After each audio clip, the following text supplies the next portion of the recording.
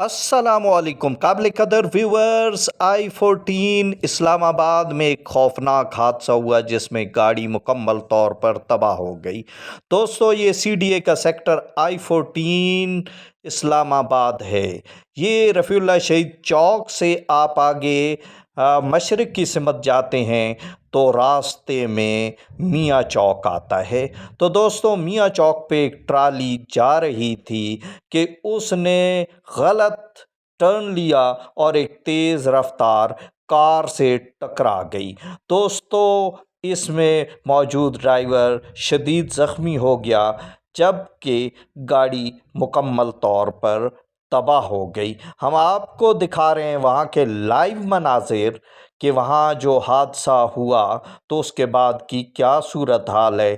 Police فوراً موقع پہ پہنچ گئی، اس نے اپنی کارروائی کی اور دوستو یہ ہے وہ ٹرالی جو ٹکرائی تھی۔ میری تمام اہلیہ نے I-14 I-15 I-16 سے درخواست ہے کہ آپ کیئرفل ڈرائیونگ کریں کیونکہ زندگی ایک بار ملتی ہے۔